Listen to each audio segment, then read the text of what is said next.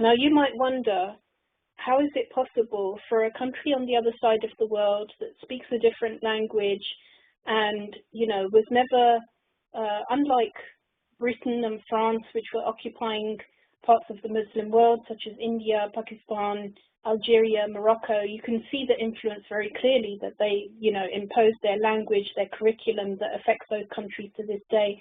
Or America, that's, occupying various parts, that's sent occupying forces to Iraq and Afghanistan and so on. And so you could see, okay, they're domineering and they've imposed this and that. But why would I choose China, and why would it influence our opinions and actions? And honestly, for a show today that's less than half an hour is not enough to tell you all of it, because there is so many examples of this that it's like, where do I even begin?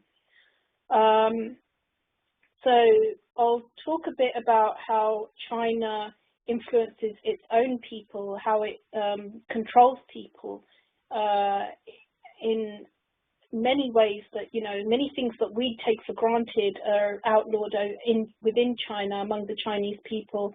For those who don't know the history, there was a communist revolution. There was Mao Zedong was the leader of it. He ruled the country, and he was basically a dictator, and the country was under very repressive rules under communism, and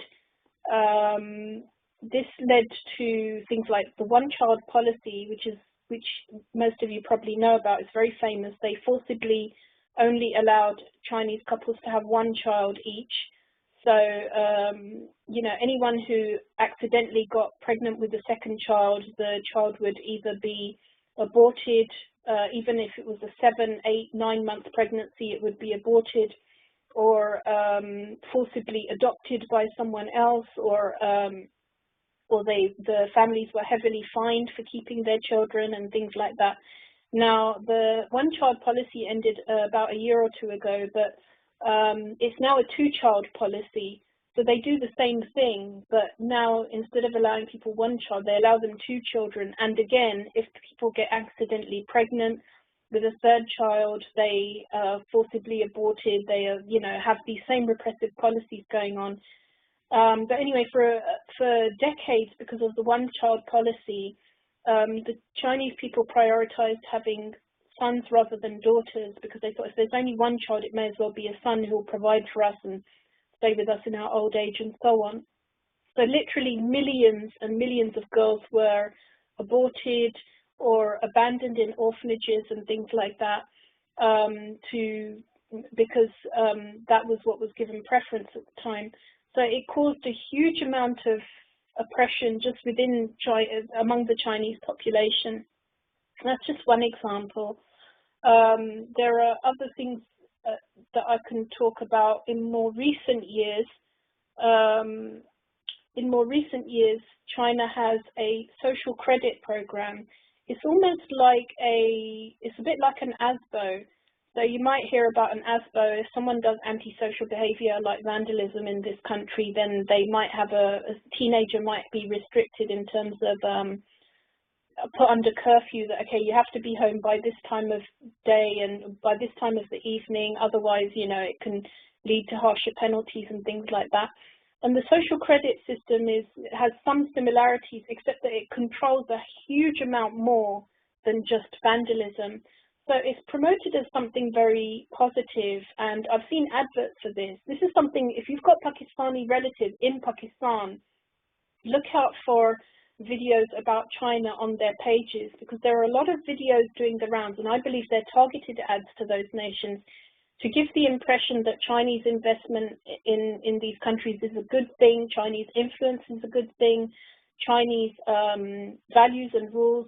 And China does, through its social credit policy, that they sort of penalize people who are considered outside, acceptable values, such as people who do vandalism or people who stay too long playing video games and things like that. So this is how it's touted about as something positive, that certain small punishments are used to persuade people to not do bad things.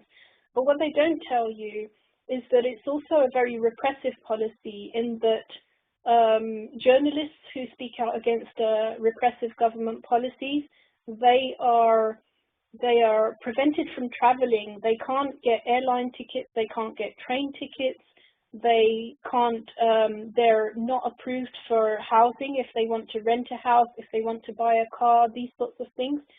So there's a lot of repression that also is entailed by this social credit policy.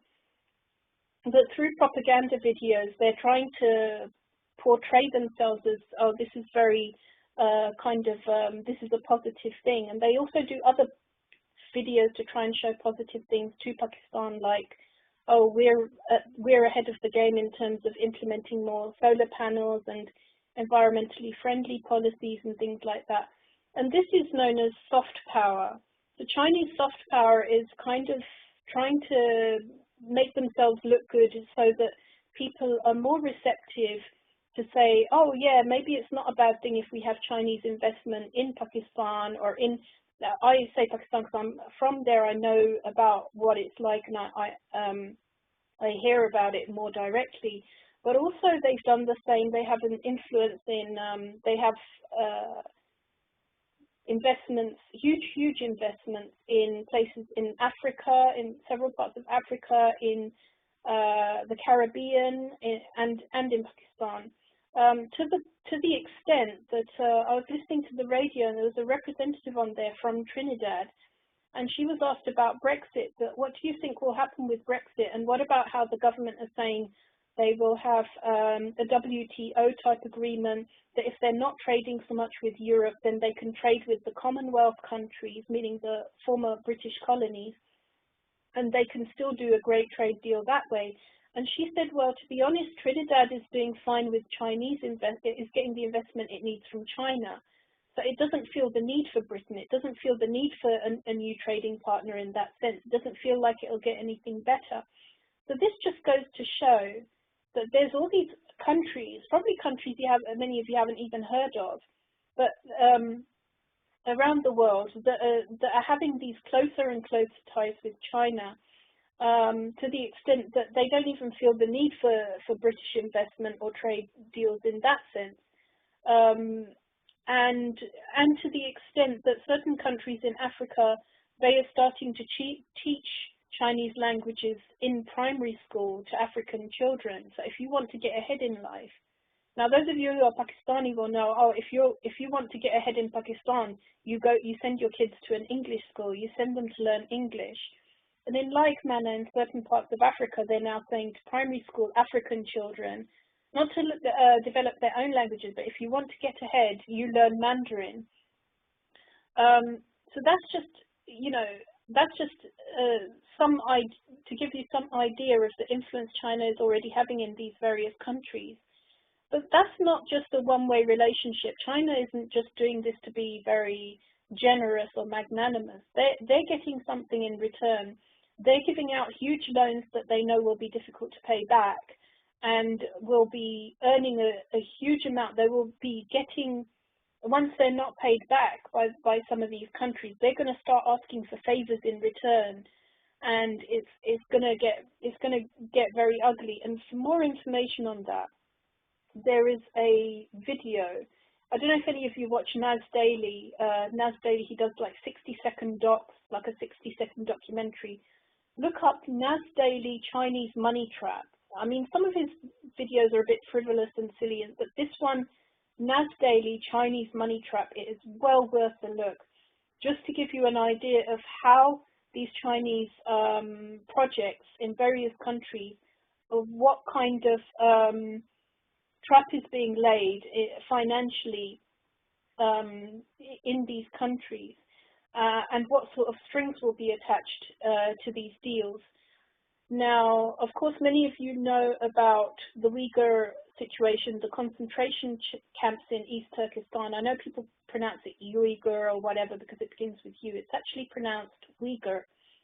Now, the Uyghur people are being sent at least 1 million, some say 3 million, to concentration camps, are being severely repressed. They were semi-autonomous and they were an autonomous region, and then China invaded around just after the Second World War, and have been gradually increasing their level of control since then. They've resorted to ethnic cleansing, which means what used to be a very unique culture and almost independent, and now they're sending loads of Han Chinese to impose more Chinese values.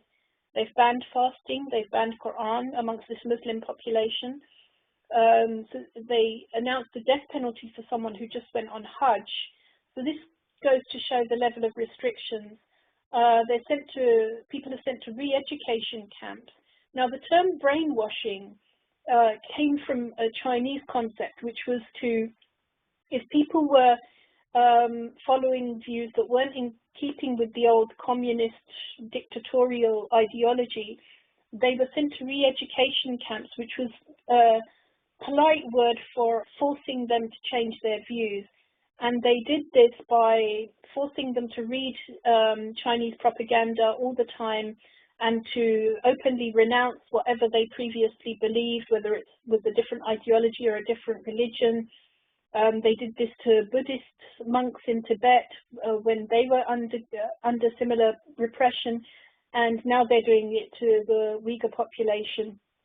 And this term brainwashing came from there because they use a type of Chinese water torture, which involves, forcing water to drip on people's head, and it just kind of makes, it does people's heads in. It does some sort of psychological damage to try and forcibly change how they think.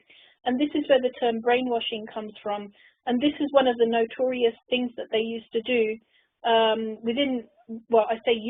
one of the things that they do in re-education camps, and now millions of people are being sent to re-education camps just for being Muslim, just for simple things like fasting, owning Quran. Their children are sent to orphanages and so on. And now there's even reports that Han Chinese men are being sent to share the beds with Uyghur women whose husbands are incarcerated. So this is the level of repression that's going on there, and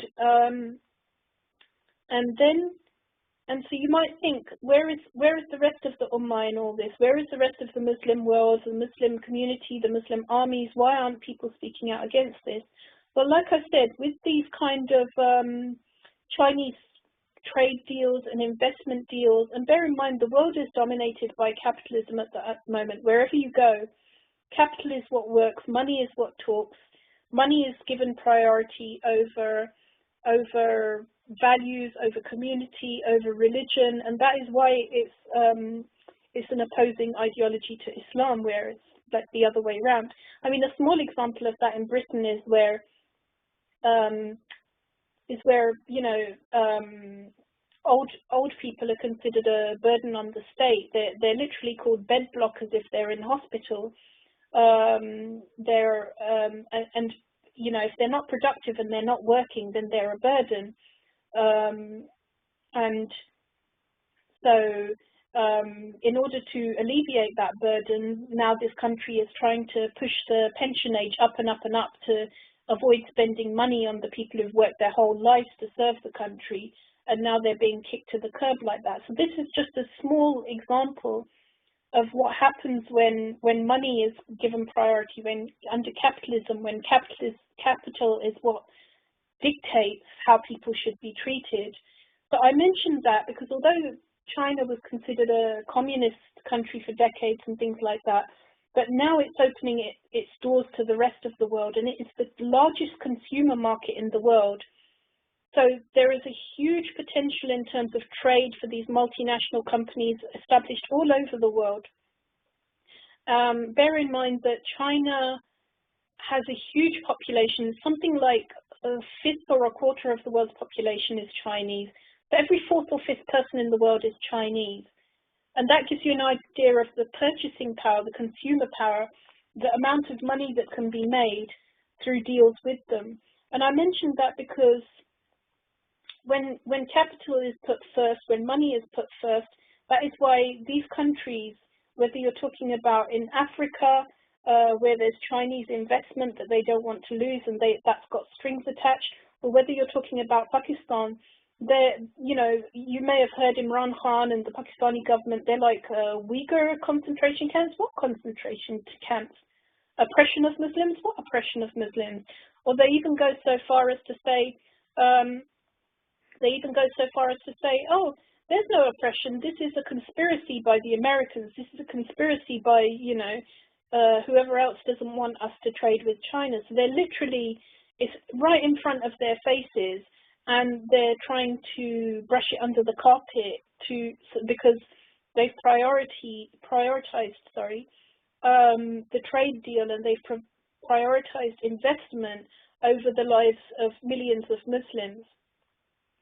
And it's not just Pakistan that's being, I meant one other thing, people talk about Imran Khan, oh, he's the honest ruler, oh, finally we've got someone who isn't corrupt. And yes, I know the previous rulers were very corrupt. I know that Nawaz Sharif was very corrupt, and the Panama Papers exposed him, and his flats in Mayfair exposed him, and it was very obvious that he's kind of wholesale gulping Pakistan's wealth to himself. And, Zardari was no better, he was corrupt, and so on. And yes, Imran Khan isn't coming across as someone who is usurping Pakistan's wealth in that way. He talks like someone who says, that corruption is wrong, and taking bribes is wrong, and dishonesty is wrong, and things like that. And on a national scale within Pakistan, I'm not going to claim otherwise. That is what he's doing. But on an international scale, in terms of his ties with China, he is just as much taking this bribe from them. This investment is nothing other than a bribe to keep his mouth shut about what's happening next door. And it is basically next door to Pakistan in East Turkestan. So for someone who likes to make a big deal about how bad corruption is and how bad bribery is, he is being bribed, his government is being bribed to keep their mouth shut, and they're complying. They are keeping their mouths shut. It's nothing other than a bribe.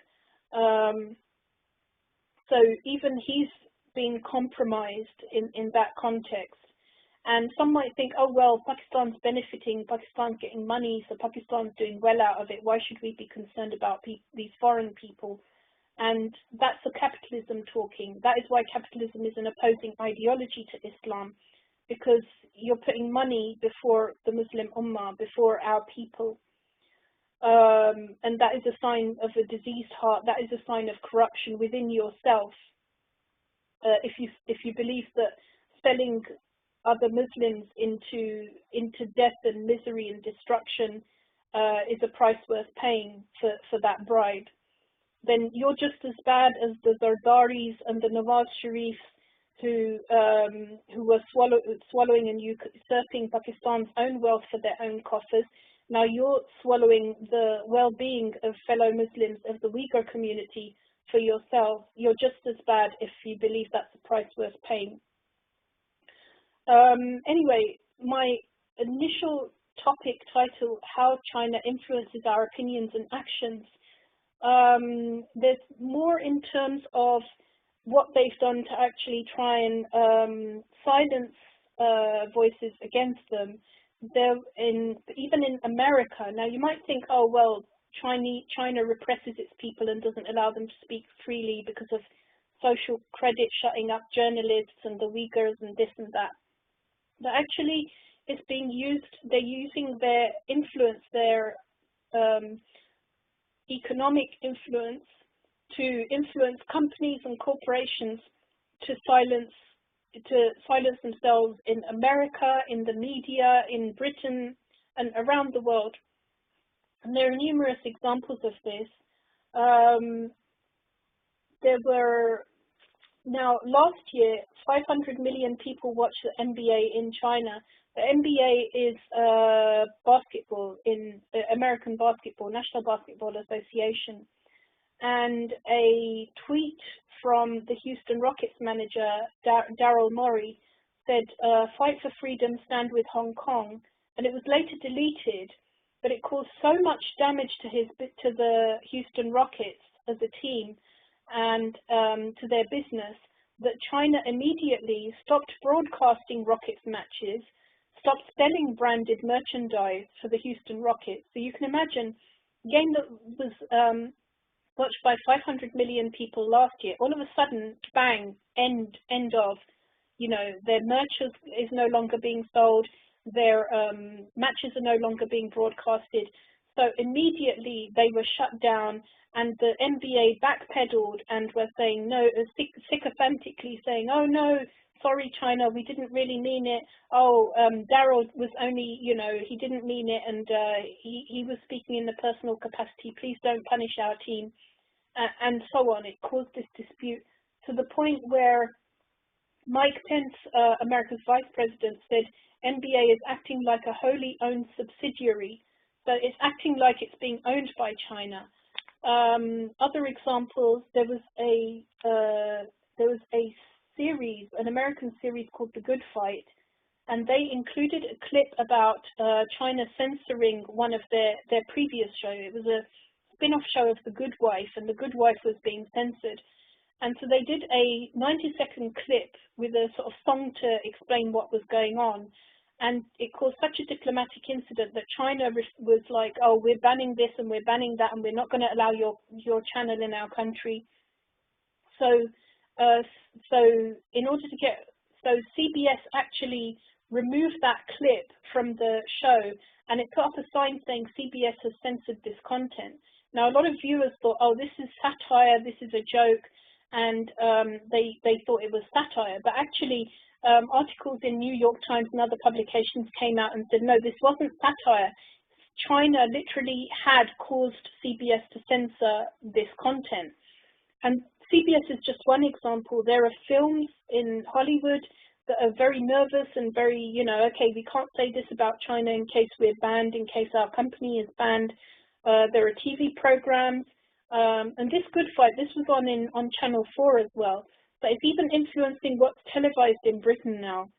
And it's not an isolated case. Other programs this has happened to, where clips are being cut out in order to appease the Chinese government. Numerous examples of this. Mercedes-Benz were forced to apologize for quoting the Dalai Lama. They had to apologize to China for that because he is a symbol of Tibetan resistance against Chinese control. The Marriott Hotel sacked a junior social media manager in Nebraska.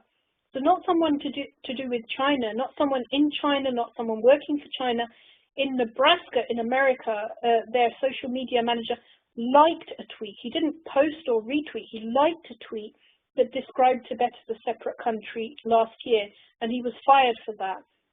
Hotels and airlines are being forced to, being pushed, like, you know, categorize Hong Kong as China's Hong Kong, Taiwan as China's Taiwan, Macau as China's Macau, according to the New Statesman. So even the way things are categorized, even maps that are printed in English language textbooks for schools and libraries in this country, China is printing a lot of those books. So they're saying, oh, we won't put maps like that. We won't put maps that just say Taiwan and not China's Taiwan, and say Tibet instead of this. And, you know, so even the books are being censored, the media is being censored, the channels, the films, the sports games, which were considered apolitical in the past, but now it's having a political influence. And so these strings are attached to America, of all places, so supposedly land of free press and all this. They're being forced to self-censor, to watch how they speak in these big businesses, in their films, in their TV programs, in their sports matches, in their film industry, and so on. So in light of that, many strings are being attached to America. So just imagine how many strings are being attached to countries where are considered a developing third world and are heavily reliant on Chinese investment, whether it's in the Caribbean, in places like Trinidad, like I mentioned earlier, in Africa, where they're actually teaching African children Chinese languages in order to help them get ahead, or in places like Pakistan, whose own government is accepting this bribery in order to stay silent about the Uyghur situation.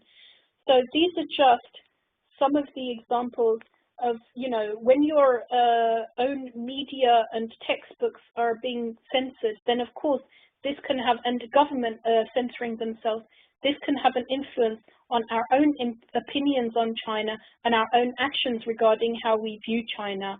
And that was why I chose the topic for today's show as how China influences our opinions and actions. And this is something we should be mindful of, and this is something we should make our relatives in Pakistan and in other countries aware of as well, because they're being shown another side of China, that, you know, the social credit is being shown as a positive thing, and their environmental policies, these are all kind of soft power methods to show them in a positive light, and to put a parda, to put a cover up over the more sinister side of their policies that are affecting